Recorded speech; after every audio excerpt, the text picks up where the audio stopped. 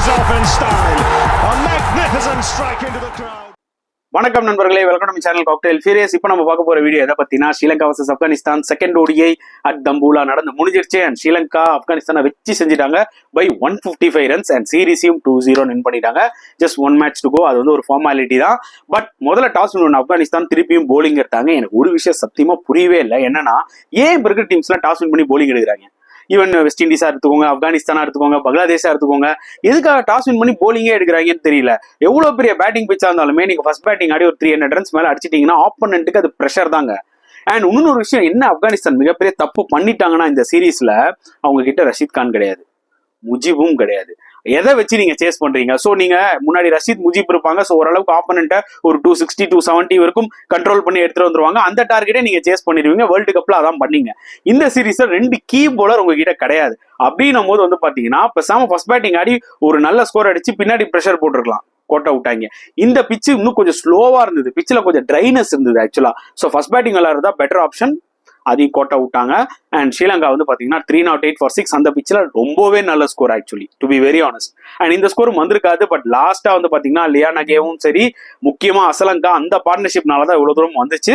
இனிஷியலா வந்து பாத்தீங்கன்னா நிசங்கா அண்ட் அபிஷ்கா பெர்னாண்டோ அவங்க ஃபர்ஸ்ட் ஓடிஐ ஹீரோயிக்ஸை இந்த ஓடிஐல காமிக்க முடியல. எஸ்பெஷலி நிசங்கா டபுள் செஞ்சுரி போட்டார் ஃபர்ஸ்ட் ஓடிஐல. அவர்கிட்ட இருந்து எக்ஸ்பெக்டேஷன்ஸ் அதிகமா இருந்திருக்கும். பட் இந்த செகண்ட் ஓடிஐல அவரும் சரி பெர்னாண்டோவும் சரி அந்த அளவுக்கு பெருசா கான்ட்ரிபியூட் பண்ணல. பட் குசல் மெண்டிஸ் அண்ட் சமரா விக்ரமா 2 பேரும் ஒரு க்ரூஷியல் பார்ட்னர்ஷிப் 100 ரன்ஸ் பார்ட்னர்ஷிப் போட்டாங்க. அன்பார்ச்சுனேட்லி 2 பேருமே 50 அடிச்சுட்டு செட் ஆயிட்டு அவுட் ஆயிட்டாங்க. அதுதான் பெரிய பிரச்சனையே. 2 பேருமே வந்து பாத்தீங்கன்னா செஞ்சுரி போட்டிருக்கலாம். சம ஆப்பர்ச்சுனிட்டி கண்டிப்பா ஃபீல் பண்ணிருப்பாங்க. இந்த ஆப்பர்ச்சுனிட்டியை மிஸ் பண்ணிட்டோம்னு சொல்லிட்டு திருப்பி ஸ்ரீலங்காவுக்கு ஒரு பார்ட்னர்ஷிப் தேவைப்பட்டுச்சு. அங்கதான் சரித் அஸ்லங்கா வந்து நின்னாரு. அஸ்லங்கா இன்னைக்குமே கிரிட்டிக்கல் சிச்சுவேஷன்ல ஸ்ரீலங்காவுக்கு கன்சிஸ்டன்டா பெர்ஃபார்ம் பண்ற ஒரு முக்கியமான பிளேயர்.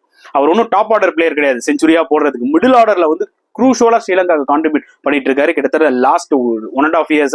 ஸோ அவர் அடிச்ச அந்த 97 ரொம்ப ரொம்ப க்ரூஷியல். பிளஸ் லியானகே அவர் வந்து பாத்தீங்கன்னா இப்ப நல்ல ஒரு லோவர் ஆல்ரவுண்டரா வராரு. ஆக்சுவலா இந்த நம்பர் 6 நம்பர் 7 பொசிஷன்ல ஸ்ரீலங்காக்கு நல்ல ஒரு ஆல்ரவுண்டரா ஃபார்ம் ஆயிட்டு வராரு. அவர் ஒரு 50 போட்டாரு, சூப்பரா போறாரு. போலிங்லயே ஒரு 3-4 overs போடுறாரு. அதாவது இந்த ஷனக்கா வந்து பாத்தீங்கன்னா ரீசெண்டா ஒரு 2 வருஷம் ஒண்ணுமே பண்ணல. பேட்டிங்கா போலிங்கா சும்மா எதுக்கு இருக்காரு, கேப்டன் பண்றதுக்கு மட்டும் இருக்காருங்க அப்படின்ற மாதிரி இருந்தாரு பாத்தீங்களா. அவரோட பொசிஷனை இவரு தான் வந்து பிடிச்சிட்டாரு. அதனாலதான் ஷனக்காவை ஸ்குவாட்லயே எடுக்கல. இவரு பாத்தீங்கன்னா ரொம்ப ப்ராமிசிங்கா தெரியுறாரு. கண்டிப்பா நல்லா பேட்டிங் ஆடுறாரு லோவர் ஆர்டர்ல. பிளஸ் 3-4 overs போலிங் போடுறாரு, நல்லா ஃபீல்டிங் பண்றாரு. அண்ட் இதை விட என்னங்க வேணும் ஸ்ரீலங்காக்கு? ஸோ ஸ்ரீலங்கா வந்து பாத்தீங்கன்னா ஓரளவுக்கு கொஞ்சம் நல்லா ஒரு டீமை ஃபார்ம் பண்ணிட்டு வராங்க. கொஞ்சம் இப்போ அந்த ஒரு நிறைய டிஃபரன்சஸ் தெரியுதுங்க. ஸோ ஹோப்ஃபுல்லி அந்த ஒரு ஸ்ட்ராங் ஸ்ரீலங்கன் டீமா வருவாங்கன்னு நினைக்கிறேன். ஏன்னா அப்பதான் வந்து கிரிக்கெட் பார்க்கறதுக்கு நம்மளுக்கு ஒரு இன்ட்ரெஸ்ட் இருக்கும் அண்ட் எல்லாமே நல்லபடியா போகும். அண்ட் அந்த வகையில வந்து பாத்தீங்கன்னா அந்த பார்ட்னர்ஷிப்னால 308 அடிச்சாங்க ஸ்ரீலங்கா. ஆப்கானிஸ்தான் அவ்வளவு விக்கெட்ஸ் எடுத்தும் பாத்தீங்கன்னா திருப்பி கோட்டை விட்டாங்க. ஏன்னா அவங்க போலிங் ரொம்ப வீக்குங்க. முஜிப் ரஷீத் இல்லாம அவங்க bowling obviously weak. And Azmatullah நல்லா போட்டார். அவர் ஒரு போலர் தான் நல்லா போட்டு 3 விக்கெட் எடுத்தாரு. அவர் எப்படினால நானே பேட்டிங் பண்ணும் நானே போலிங் பண்ணோம்னா என்னடா அப்படின்ற மாதிரி இருக்கு அவரை பார்க்கும்போது ஆக்சுவலா. ஏன்னா மற்றவங்க யாரும் அந்த அளவுக்கு பெருசா கான்ட்ரிபியூட் பண்ண மாட்டேங்கிறாங்க. சரி, ஃபர்ஸ்ட் மேட்ச் தான் 380 வந்து கிட்டத்தட்ட ஒரு 350 வரைக்கும் ஆப்கானிஸ்தான் அடிச்சாங்களே. இப்போ 300 தானே டார்கெட்டு. ஆப்கானிஸ்தான் அடிப்பாங்களா, வாய்ப்பு இருக்கா அப்படின்ற மாதிரி இருக்கும்போது எனக்கு பர்சனலா ஓகே, இது நல்ல சான்ஸ் ஆப்கானிஸ்தானுக்கு. ஏன்னா கீழே வரைக்கும் பேட்டிங் இருக்கு, அவங்க அடிக்கலாம் அப்படின்ற மாதிரி தான் நான் நினைச்சேன். அண்ட் ஸ்டார்டிங்ல வந்து பாத்தீங்கன்னா லைக் பொறுமையா ஆடினாங்க. ஏர்லி விக்கெட்ஸ் லாஸ்ட் மேட்ச் மாதிரி விடக்கூடாதுன்னு. பட் ஸ்டில் குர்பாஸ் அவுட் ஆனாரு. அதுக்கப்புறம் ஒரு முக்கியமான பார்ட்னர்ஷிப் 100 ரன்ஸ் பார்ட்னர்ஷிப் கிட்டத்தட்ட ஃப்ரம் ரஹமத் ஷா, இப்ராஹிம் சட்ரான் ரொம்ப சென்சிபிளா விளாடினாங்க. அந்த அளவுக்கு பெருசா ரன் ரேட் இல்லைனாலும் ஒரு 4.5 4.7 ரன் ரேட் வச்சுட்டு எப்படியோ மூவ் பண்ணிட்டே இருந்தாங்க. ஓரளவுக்கு ஒரு நல்ல பிளாட்ஃபார்ம் செட் பண்ற டைம்ல வந்து பாத்தீங்கன்னா பார்ட்னர்ஷிப் ப்ரோக் ஆச்சு. அதுக்கு முக்கியமான காரணம் அசிதா பெர்னாண்டோ. அவர் தான் கேப்டன் எடுத்துட்டு வந்தாரு. அண்ட் அசிதா பெர்னாண்டோ சூப்பரா போலிங் போட்டு அந்த பால் செம்ம ball, to be very honest. So important wicket of Ibrahim சத்ரானை தூக்குனாரு. அதுக்கப்புறமா வந்து பாத்தீங்கன்னா அசரங்கா வந்து ராமத் ஷாவை தூக்குனாரு. பேக் டு பேக் செட்டான பேட்ஸ்மேன் காலி. ஆஹா, முடிஞ்சு போச்சுரா அப்படின்ற மாதிரி இருந்தது. அண்ட் ஷஹீதியும் வந்து பாத்தீங்கன்னா ரொம்ப புவர் ஷாட். அஸ் கேப்டனா அவர் ரெஸ்பான்சிபிலிட்டி எடுத்து விளையாடி இருக்கணும். ஆனா ஒரு மட்டமான ஷாட் ஆடி அவுட் ஆனார் அசரங்கா பால்ல. ஸோ அப்பவே அண்டர் பிரஷர் ஆப்கானிஸ்தான். பட் நபி அஸ்மதுல்லா 2 பேரும் வந்து நிற்கும் போது ஆஹா திருப்பி பழைய மேட்ச் மாதிரி ஹீரோயிக்ஸ் காமிப்பாங்களா அப்படின்னு நினைச்சு பாக்குறதுக்குள்ளே வந்து பாத்தீங்கன்னா மதுஷான உள்ள எடுத்துட்டு வந்தார் குசல் மெண்டிஸ். அவர் வந்து பாத்தீங்கன்னா அன்பார்ச்சுனேட்லி நல்ல ஷாட் தான் ஆடினாரு அஸ்மதுல்லா. பட் இன்சைட் ஏஜ் ஆயிடுச்சு, போல்டு. ஸோ முடிஞ்சு போச்சு. ஓகே ரைட், அஸ்மதுல்லா அவுட்டா, அப்ப அவ்வளவுதான்டா அந்த மாதிரி அசரங்காவும். அப்புறமா லாஸ்ட் செகண்ட் ஸ்பெல்ல வந்தாரு மதுசங்கா. ஃபர்ஸ்ட் ஸ்பெல் அந்த அளவுக்கு பெருசா நல்லா போடல. செகண்ட் ஸ்பெல் லாஸ்டா வந்து பாத்தீங்கன்னா அவர் ஒரு 2 விக்கெட்ஸ் எடுத்தாரு. அசரங்காவும் முடிச்சிட்டாரு மேட்ரை. ஸோ ஸ்ரீலங்கா வந்து பாத்தீங்கன்னா 155 runs வித்தியாசத்துல huge margin.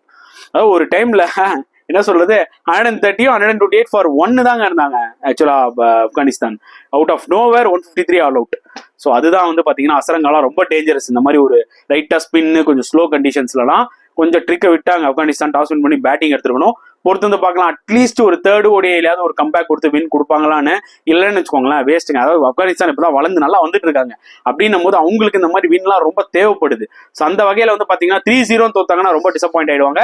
And Sri Lanka அவங்க டாமினன்ஸை கண்டினியூ பண்ணணும் தான் இருப்பாங்க. அதுல எந்த பேச்சுமே இருக்காது.